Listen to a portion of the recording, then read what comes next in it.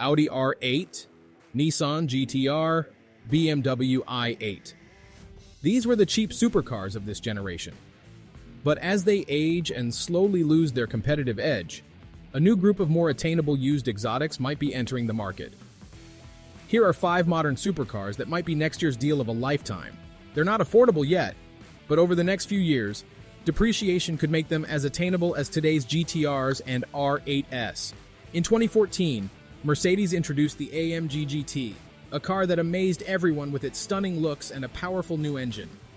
This car had a 4-liter twin-turbo V8 engine that could produce around 500 horsepower.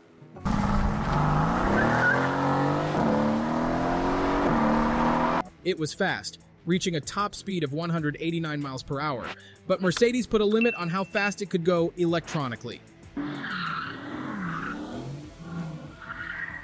This car was Mercedes' way of directly challenging the Porsche 911, a famous sports car. The AMG GT was designed with its engine in the middle of the car, which made it handle really well. Other car companies like Jaguar and Aston Martin liked this design so much that they used it for their own cars, the F-Type and the Vantage. After trying out all 3 cars, the AMG GT, the Porsche 911, and others, I can confidently say that driving or riding in any of them is an incredibly fun experience, almost as much fun as driving a super expensive car. The AMG GT's starting price was about $120,000, which is similar to the price of a Porsche 911. But unlike the Porsche, the value of used AMG GT cars has been going down pretty quickly. In the United States alone, more than 177,000 of these cars were sold. Now, a new version of the car is coming out, which might cause the price of the older version to go down even more. It might take a few decades before people see the base-level AMG GT as a special and rare car worth collecting. Right now, you can find slightly used AMG GTs for less than $65,000. If the price keeps dropping, it could be a great deal for a car that can go from 0 to 60 miles per hour in under 4 seconds. The Lexus LC500 is a powerful luxury car that many car fans don't pay much attention to because it focuses more on comfort than speed.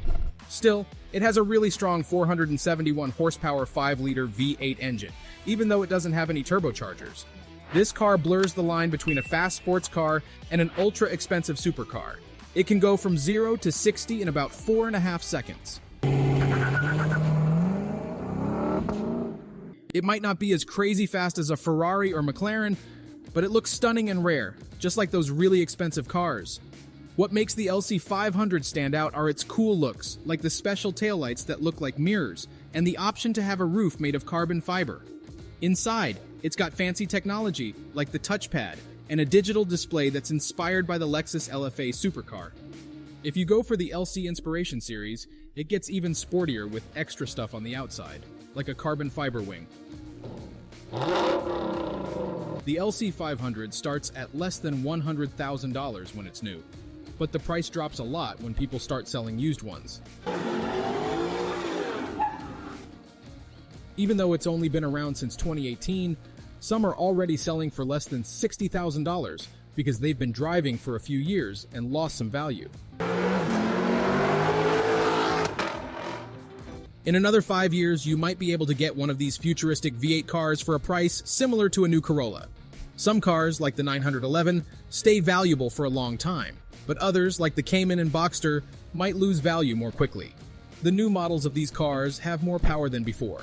The basic ones have a 2-liter turbo engine, but you can get a stronger 2.5-liter one that makes 350 horsepower. Even though they have fewer cylinders, these new cars are faster. They can go from 0 to 60 in about 4 seconds. Plus, they're rare because not many sports cars still come with a manual gearbox. The Cayman might not be as famous as the 911, but if you tweak it a bit, it might surprise you. Check out the GT4 version. It's seriously fast and can beat some super fancy cars at the Nürburgring track without any extra modifications. Even though it doesn't have the high price of a supercar, starting at $70,000, it can still outpace them. In just 6 years, its value has dropped by about 30%, from $45 to $50K. As it gets older, it might become even more affordable, like the first versions. Just like how the i8 became cheaper over time, BMW's M8 might also become affordable one day. It came out in 2019 and was the fastest in the 8 series. It is a twin-turbo V8 with a lot of power, up to 617 horsepower. This makes it one of the fastest cars on our list.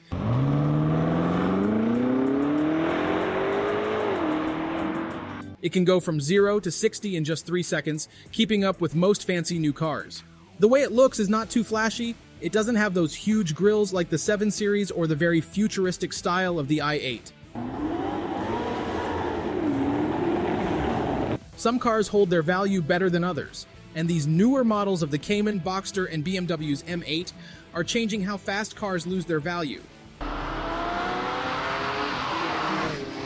They might not be as expensive as some high-end cars, but they're becoming more powerful and might get more affordable as they get older. The M8 car isn't doing as well in auctions lately, even though most used cars are becoming more valuable.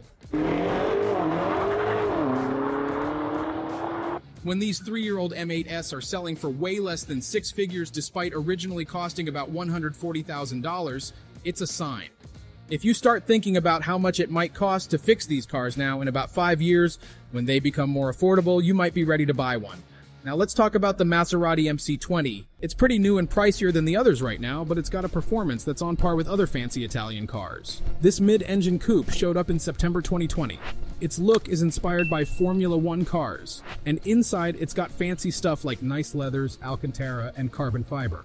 It's a direct competitor to the first level of Ferraris and McLarens, using industry-standard carbon fiber tech and a powerful 3LV6 engine that makes 630 horsepower. But it comes with a big price tag, over $200,000 if you want it new. So why do I think it might cost less in the future? Maserati cars usually lose their value faster than other brands. Most supercars lose about 20 to 30% of their value in the first 5 years, but a study showed that Maseratis can lose more than 70%. Some dealers even talk about this drop in value as a possible tax break. The MC20 might be different because it's like a follow-up to the MC12, one of the coolest and most wanted cars from Maserati.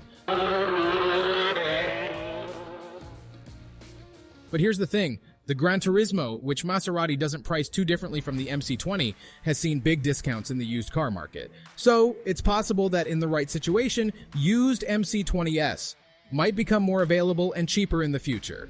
And for car discussions, do subscribe to the channel now. Thank you for watching.